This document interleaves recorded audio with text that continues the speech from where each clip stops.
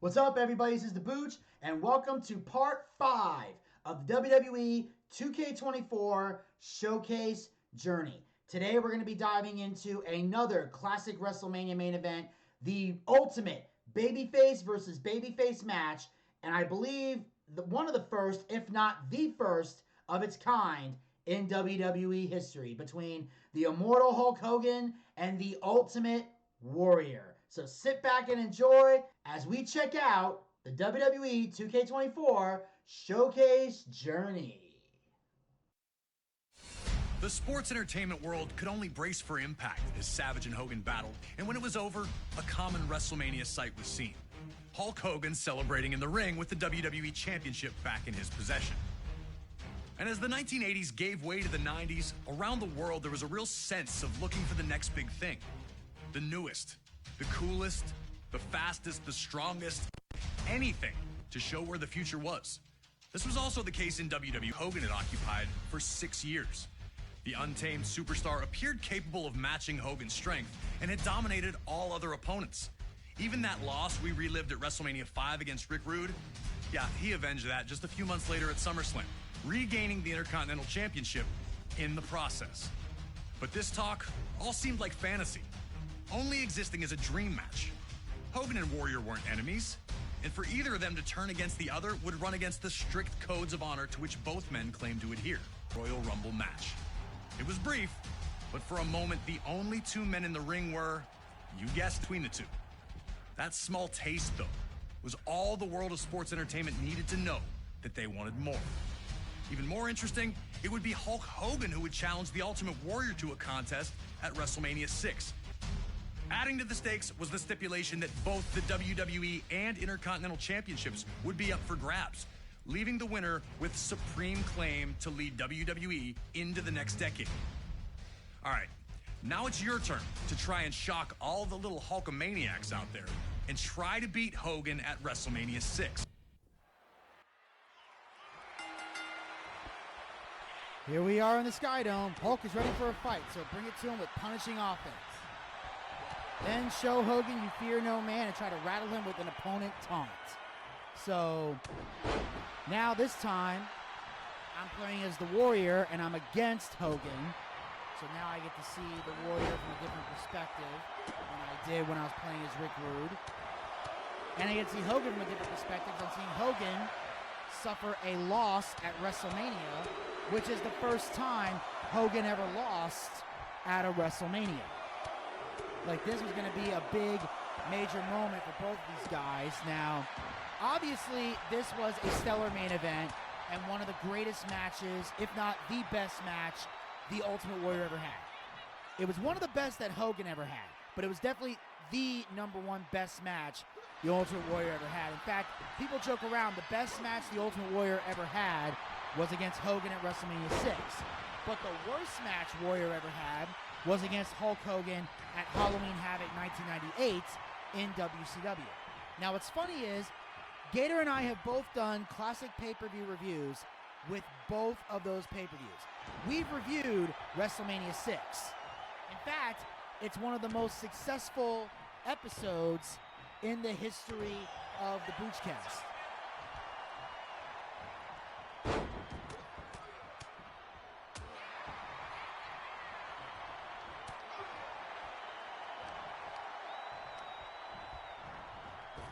In fact, if you look at the metrics, it's our number one on the top 10 of the episodes with 89 downloads. It is the most successful episode of the Boochcast that we have put out thus far, was when Gator and I reviewed WrestleMania 6. That's a testament to how epic this card was and how important Hogan and Warrior was as far as ticket sales and drawing money. It also featured the first ever mixed tag team match in WWE history when Dusty Rhodes and Sapphire took on Randy Savage and Queen Sherry. And Miss Elizabeth was in the corner of Dusty Rhodes and Sapphire, because like I mentioned yesterday, this is right around the time when Randy Savage left Elizabeth and went with Sherry. So we're having that moment there. And of course, there were other matches like Ted DiBiase against Jake Roberts for the $1 Million Championship, where Jake Roberts cut one of his most infamous promos. We talked about the money he groveled for was his very own, and Mean Gene ended with, Longfellow couldn't have said it better. And of course, Brutus Beefcake and Mr. Perfect had a great match. Earthquake took on Hercules. That's when you saw me debut the Hercules, Hercules, Hercules on the Boochcast, which I know that's from the Nutty Professor, but I just threw it in there for laughs, and it got over with the Boochcast crowd, so I kept doing it every time Hercules was in the match. And then, of course, we had the Orient Express and the Rockers, and Big Boss Man and Akeem after they had broken up. Rick Rude took on Jimmy Snuka. Like, it was a really good pay-per-view to kick off the 90s as far as WrestleMania goes. And like I said, these two were prominent baby faces in that the crowd was split right down the middle with both of them. Half the crowd was cheering for Hogan, half the crowd was cheering for the Ultimate Warrior. And seeing Hogan struggle like this wasn't something the WWE Universe was used to. After the clothesline sent him crashing to the floor, Hogan appeared to hurt his knee, the last thing he needed. Ultimate Warrior was here to prove that his hype was real. Warrior was going to run right through Hogan at this pace. Exactly. And now I'm doing a crowd taunt, and luckily I was able to complete it before Hogan grabbed me. And I'm going to hit a timely Irish whip in the middle ropes. And again, you're noticing the cutscenes are heavily edited because, again, YouTube did that because of copyright issues. And what I was going to say before, the cutscene was, as hard as it is for me to say, I was a Ultimate Warrior fan during this time. I did gravitate to the Ultimate Warrior and just a little bit away from Hogan. I didn't hate the Hulkster.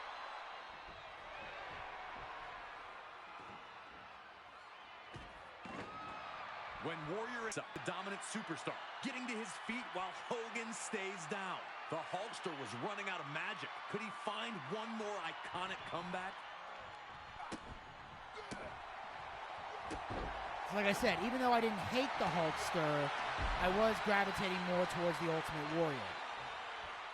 But of course, once Hogan went to WCW, I was back to being a Hulkamaniac and pretty much jumped ship to WCW and became a fan over there. So Hogan's never met anyone with your power. Don't let up now, stay on the attack. And then a light grapple here will set up your following move. So that was another interesting thing here. Like, Hogan was really getting a beatdown given to him by the Warrior. Because they were ready to pass the torch to the Ultimate Warrior. Now, Hogan felt Warrior was too green and wasn't ready. But Vince was ready to give the ball to the Warrior, so Hogan said okay. And Hogan actually said at one point he wished he could have turned heel after the match, and maybe that would have helped out a little bit. But Vince didn't see any value in a Hogan heel turn, which at the time I don't think it would have worked.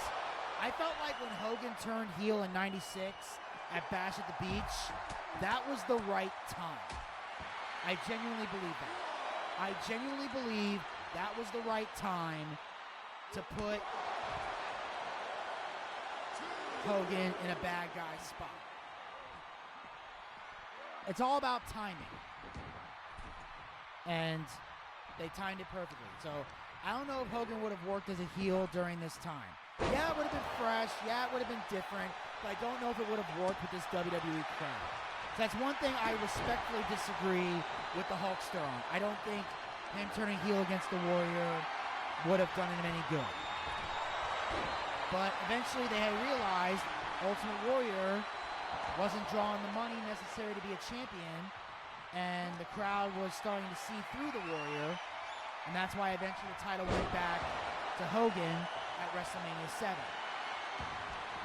Oh. And of course Hogan doing a roll-up, you don't see that often.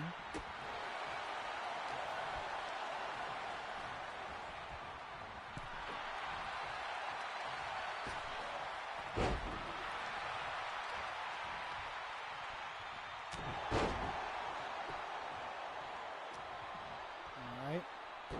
There we go. Now unleash a Fury and take Hogan down with 3 running clotheslines. Clothesline! Sending him over the top rope.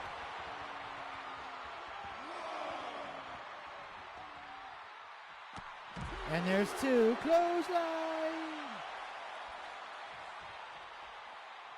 Clothesline! A back suplex here will zap Hulk of a huge chunk of energy.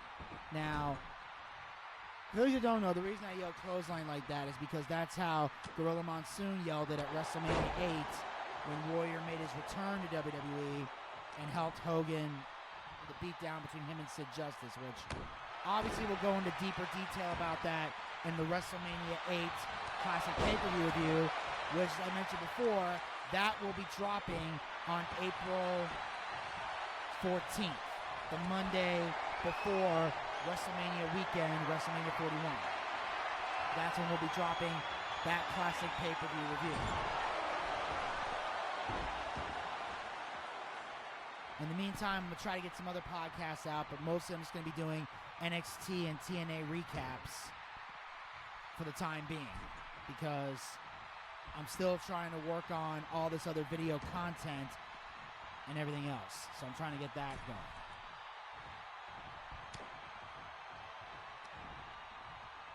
So now, here's the back suplex, but damn it, Hogan counters it.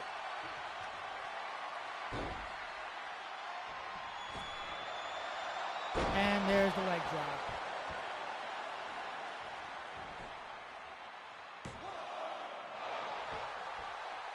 Kicked out at 1. Sounds like something the Warrior would do. But one thing I will say is this. Damn, there's the big foot. And the leg drop.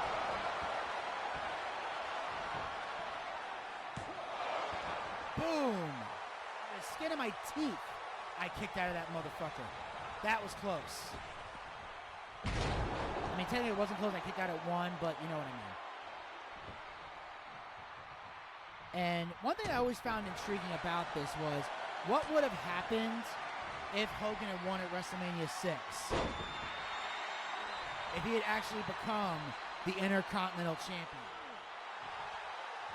Because that is one belt that Hogan never held in WWE.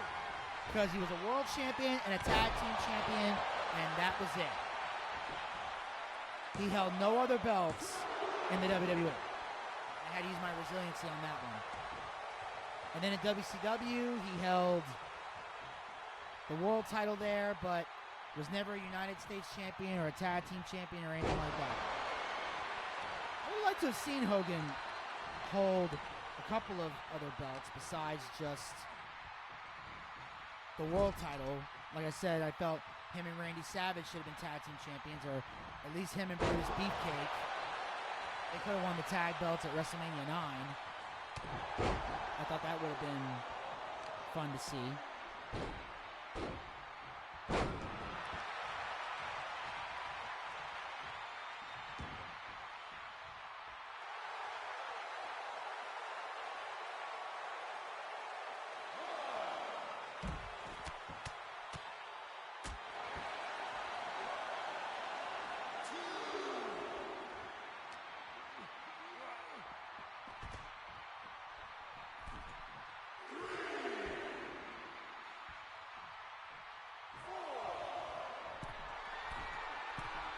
Now Hogan's going up top.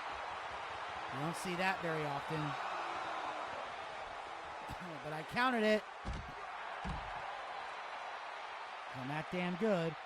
I'm still trying to get that back suplex and make that happen. See if I can do it out here. Nope.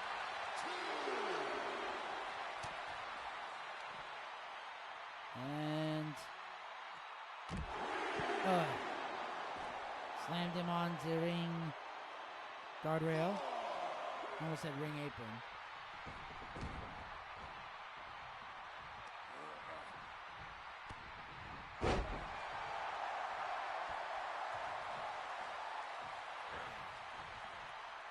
I really gotta figure this out.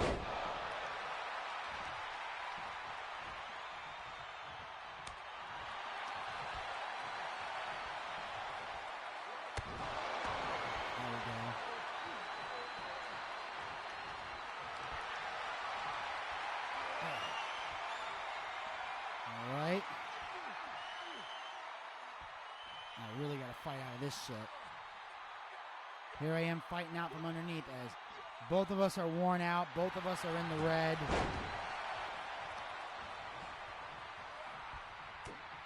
So now let's see if I can finally get this back suplex.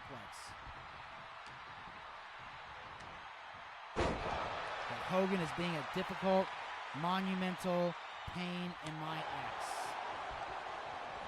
I may end up having to hit my finisher just to fucking beat him. Fuck!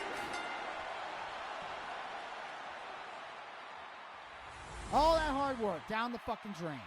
Ladies and gentlemen, here is your WWE Intercontinental and the WWE Champion, the Immortal Hogan. Well, at least I get to see what it would look like for Hogan to hold the Intercontinental title. But if I'm being honest, it does look weird. I had 10 out of 18 objectives done. Because again, this is a difficult, pain-in-the-ass situation that I got to go through here. It's a bit of a fight. It's a bit of a struggle. Because apparently there's taunting, then hit him with 3 diving attacks on the top rope, and then pinfall submission. Get up in the air, hit the ring with your signature military press drop. Throw everything you got at him. Squeeze the life out of him with a bear hug. There's a lot of shit you got to do in this fucking match. That's one thing I got to learn is sometimes I may just have to hit him with a finisher just to get him stunned, just so I can fucking do something. It's a pain in the ass trying to win this game.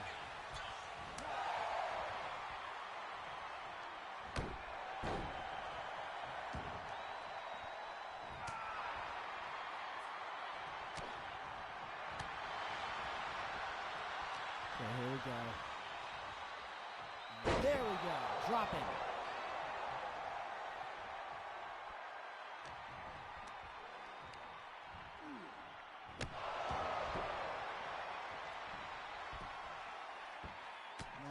And just throw a Fists of Fury. Combos like that make it easier to inflict the damage.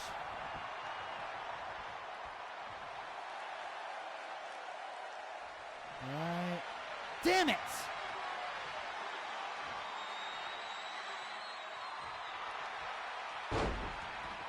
Motherfucker.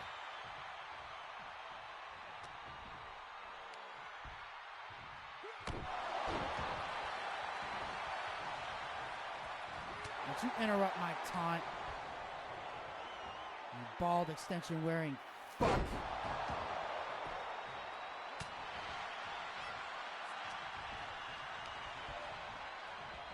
he gets right back up in the pile driver. Ironically, that's not even a video game. That's exactly what Hogan would do in real life.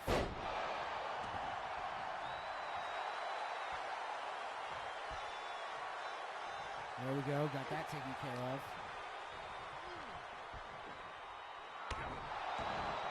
Now it's going to get a light grapple attack once I get him figured out.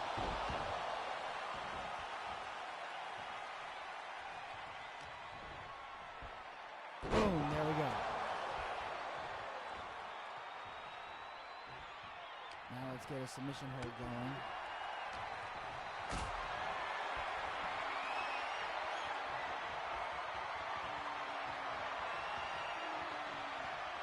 Holy shit, he get powerbomb out of the ring?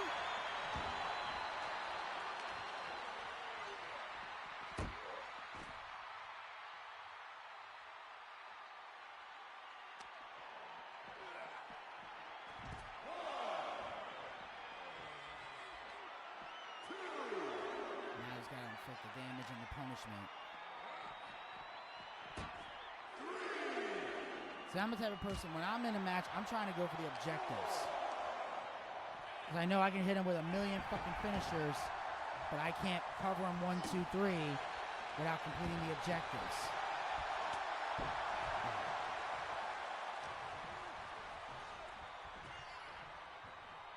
Alright, there we go. Break out of that shit. Come on. And spike you down again, motherfucker. And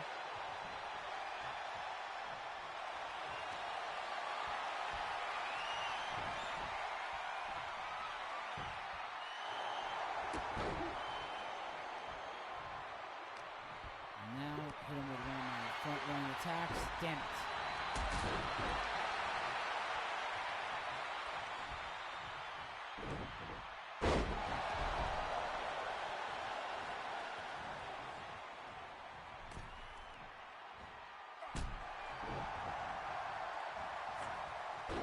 Damn it.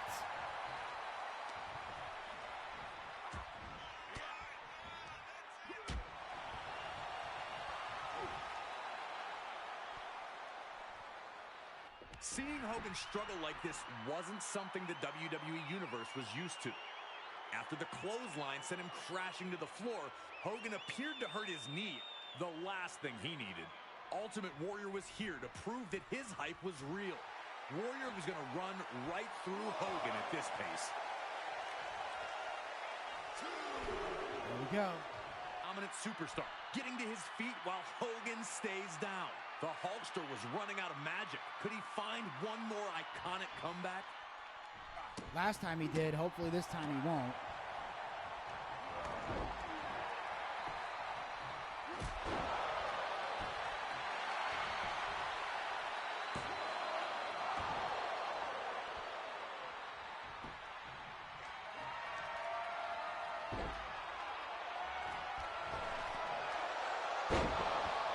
Fuck.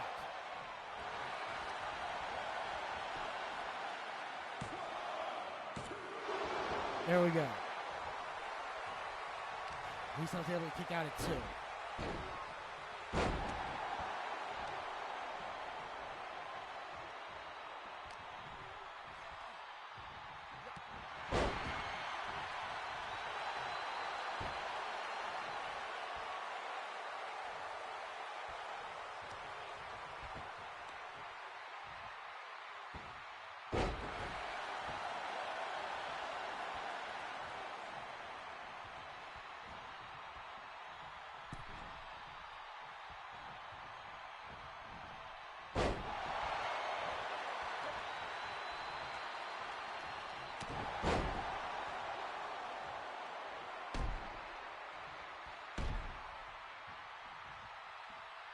I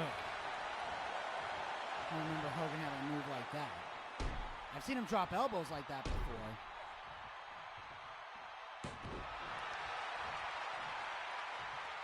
Now he's starting to read that shit.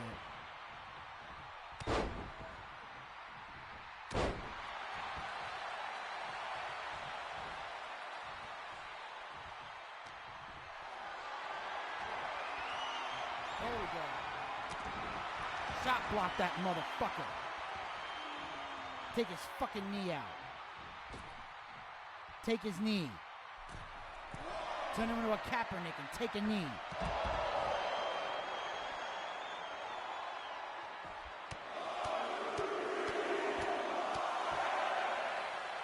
Just like Tanya Harding did and Nancy Kerrigan. Take the fucking knee.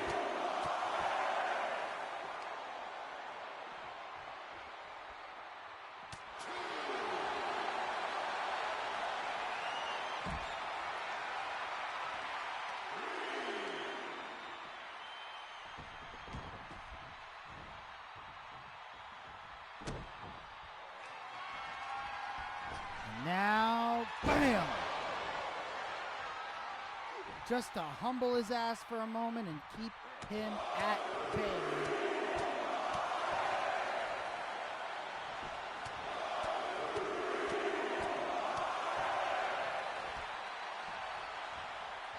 All right. Boom. Just keep it simple. We're just trying to complete an objective. We're not trying to have a 5-star match here.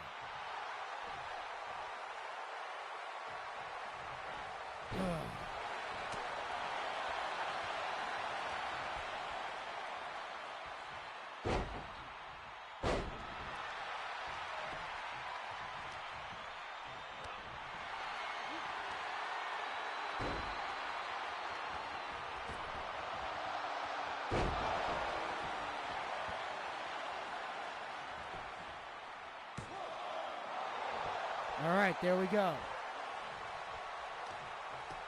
Didn't need to use my resiliency, was just easily able to kick out.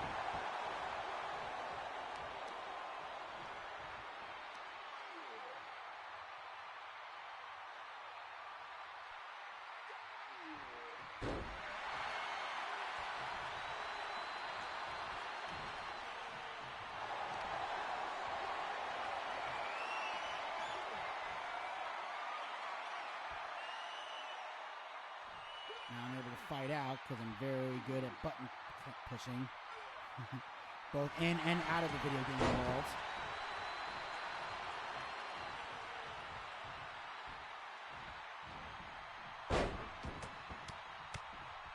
Stealing a page out of Austin's playbook there, aren't you, Hogan?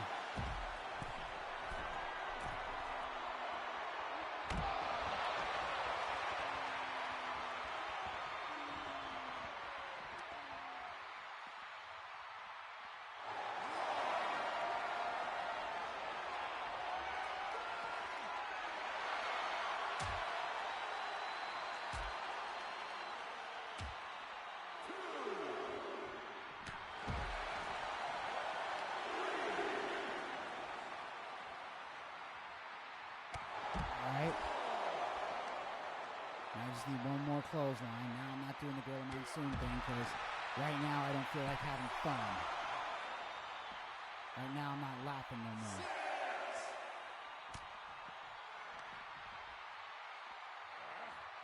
There we go.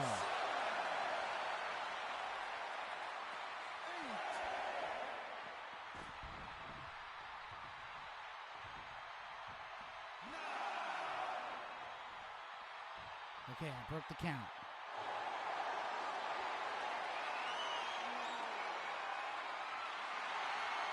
Oh, it has to be in the ring. Damn it.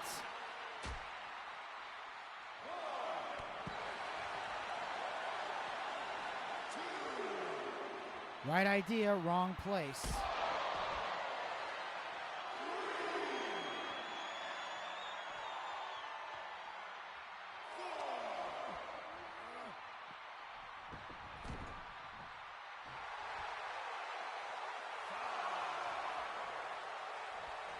And of course, he's got to get in his grandstanding and his hot dogging.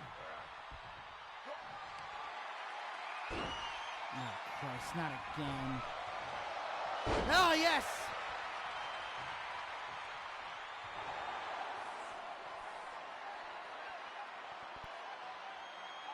Hogan had been out-muscled by opponents before, but they were usually 7 feet tall or 400 plus pounds. The referee gets flattened, and now there's no one to count falls.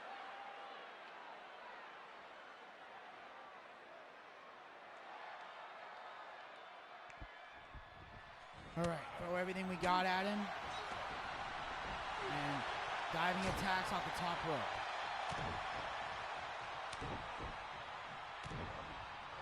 I noticed the ref got up pretty quick.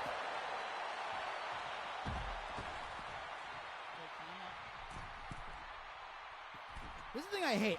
They make it difficult to try to get on the top rope. There we go. All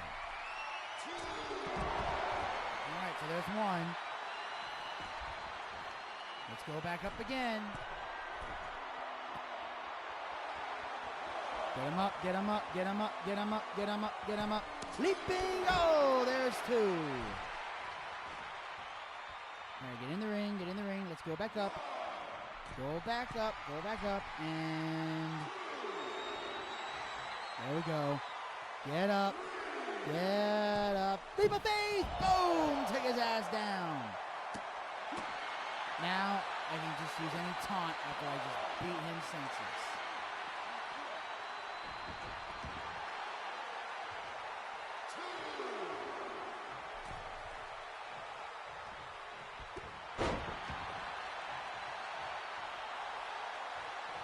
Now there's the taunt. After a crushing suplex, from a rear grapple may be enough. So hit another suplex, dropped him. And now I gotta get a signature stored. It says here, Hogan up in the air, signature military press drop. So I gotta do R2 and square with a signature stored. So there, now I got it. So let's, damn it. And, all right, get out of it, come on. Come on, there we go.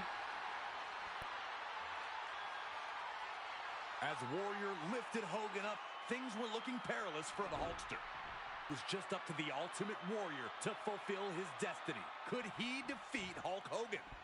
Now defeated by pinfall or submission to claim the championship. Bam! There's the splash. 1, 2. You motherfucker! Come on, add another one. Say bam! 1, 2, 3, baby!